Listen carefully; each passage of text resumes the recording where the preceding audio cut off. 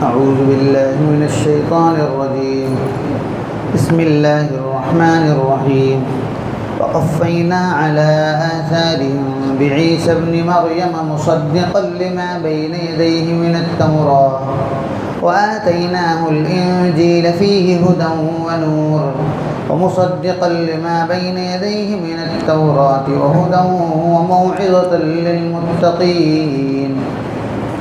حضرات، کل یہ بتا دیا گیا تھا کہ یہودیوں کے یہاں بھی ہم نے یہ طے کیا تھا کہ جان کے بدلے میں جان لے لی جائے گی، اور جو جو اعضاء اس نے ڈیمیج کیے ہوں گے اس کے وہی اعضاء کو جو ہے تکلیف دینے کی یا کاٹ دینے کی بات ہوئی تھی.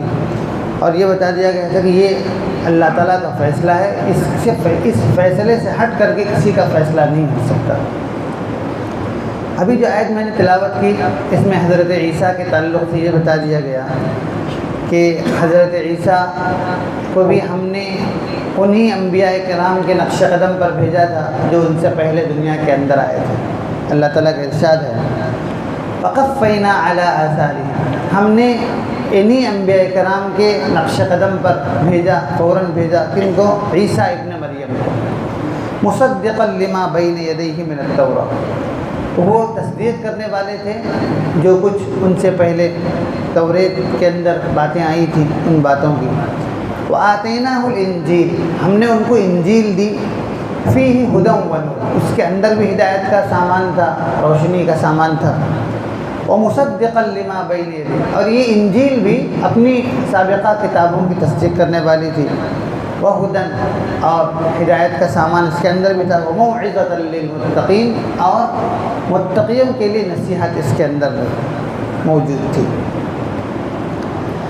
اب یہ جو بات کہی گئی قفینا علی آثارہم، یہ ہم نے ان انبیاء کرام کے نقش قدم پر بھیجا، یعنی جتنے انبیاء کرام دنیا کے اندر آئے تھے سب کی دعوت اور سب کا مقصد ایک ہی تھا. انہی مقصد کو لے کر کے اور انہی دعوت، اسی طرح کی دعوت لے کر کے حضرت عیسیٰ بھی دنیا کے اندر آئے، اور دنیا کے اندر انہیں اللہ تعالیٰ نے نبوت سے سرفراز کیا.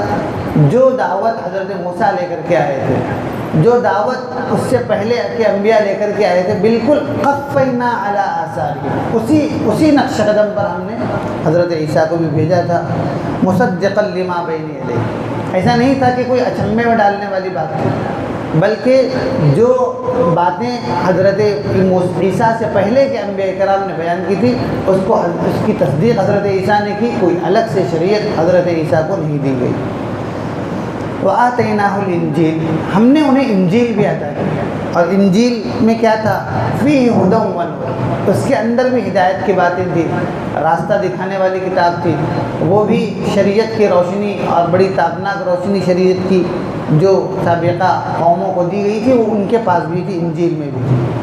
ومصدقا لما بین یدیہ، اور انجیل بھی اپنی سابقہ کتابوں کی گویا کی تصدیق کرنے والی تھی. اب یہاں دیکھیے حضرت عیسیٰ کے بارے میں بھی وہی بات کہی کہ سابقہ نبیوں کی تصدیق کرنے والے تھے. انجیل کے بارے میں بھی وہی بات کہی گئی کہ وہ اپنے سابقہ کتابوں کی تصدیق کرنے والے. اس کی کیا وجہ ہے؟ اس کی مفسرین نے 3 وجوہات بیان کی ہیں. پہلی وجہ یہ ہے کہ نبی اپنی دعوت سے کوئی الگ چیز نہیں ہے. نبی وہی ہوتا ہے سرتاپا جو اس کی دعوت ہوتی ہے، یعنی دعوت کا جو تقاضا ہے نبی انبیاء کرام کی شخصیت جو ہے اسی کا آئینہ ہوتی ہے. دوسری چیز یہ ہے جس کا ذکر کیا گیا کہ حضرت عیسیٰ کی آمد گویا کہ اس پیشن گوئی کا نتیجہ تھی جو سابقہ انبیاء کرام نے کی تھی، اور بالکل اسی پیشن گوئی کے مطابق حضرت عیسیٰ مبعوث ہوئے تھے، دنیا کے اندر بھیجے گئے تھے. سابقہ انبیاء کے صحیفوں میں حضرت عیسیٰ کے تعلق سے جو باتیں تھیں بالکل حضرت عیسیٰ اس کی مثال کی طرح تھے. تیسری چیز یہ ہے انجیل کے اندر کوئی الگ شریعت نہیں بیان کی گئی، بلکہ حضرت موسیٰ کی جو شریعت تھی اسی کو تصدیق کر رہی تھی، اور جو چیزیں بعد کے لوگوں نے ایجاد کی تھی بدعات کے طور پر اس کی اصلاح انجیل کے اندر کی گئی تھی. اور کل ملا کر کے یہ سب اس بات کی دلیل تھی کہ جو سابقہ انبیاء کرام دنیا کے اندر آئے ہیں اسی قبیل کی اور اسی سلسلے کی ایک کڑی حضرت عیسیٰ علیہ السلام بھی ہے۔ پھر کیا فرمایا؟ وَمَوْعِظَةً لِّلْمُتَّقِينَ، یعنی انجیل کے اندر جو باتیں تھیں اس میں متقیوں کے لیے نصیحت تھی۔ اس سے پہلے یہ بات آئی تھی، یعنی اس نصیحت سے فائدہ اٹھانے والے متقی لوگ تھے، ورنہ باتیں نصیحت تو سب لوگوں کے لیے تھی، اس زمانے کے جتنے انسان تھے ان سب کے لیے تھی، لیکن فائدہ اس سے متقی لوگ اور اللہ سے ڈرنے والے لوگ ہی اٹھاتے تھے۔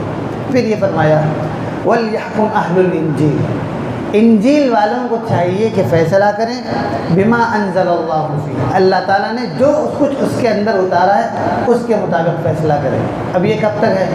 یہ اس زمانے تک کی بات تھی جب اللہ کے رسول صلی اللہ علیہ وسلم کی بعثت نہیں ہوئی تھی، جب قرآن مجید نازل نہیں ہوا تھا۔ جب قرآن مجید نازل ہوا اور اللہ کے رسول صلی اللہ علیہ وسلم نبی بنا کر کے بھیجے گئے تو اس وقت جو ہے یہ حضرت عیسیٰ کا دور بھی ختم ہوا اور انجیل کی پیروی کا حکم بھی گویا کہ ختم ہوا۔ اب قرآن مجید ہی واحد ذریعہ ہے، اب اللہ کے رسول صلی اللہ علیہ وسلم کی ذات ہی وہ کامیابی اور فلاح پانے کا ایک ذریعہ ہے، اور ان دو چیزوں سے ہٹ کر کے کسی اور چیز میں فلاح ڈھونڈنا گویا کہ جو ہے نادانی ہے۔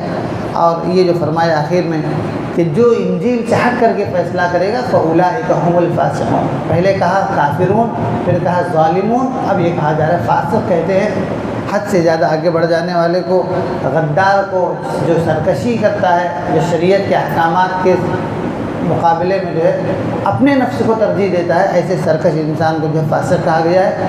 فقہ کی اصطلاح میں جو فاسق ہے وہ یہاں مراد نہیں ہے۔ آگے آنے والی آیت میں اللہ کے رسول صلی اللہ علیہ وسلم کے متعلق باتیں ہیں کہ آپ کو ہم نے کون سی شریعت دی، اس شریعت کا کیا امتیاز ہے، وہ شریعت کتنی اعلیٰ اور عرفہ ہے، اس کے تعلق سے باتیں ہیں۔ اللہ نے چاہا تو کل اس پر گفتگو ہوگی۔ اللہ تعالیٰ ہمیں اور آپ کو ان آیات پر غور و فکر کرنے کی توفیق نصیب کرے۔ وآخر دعوانا الحمد للہ رب العالمین۔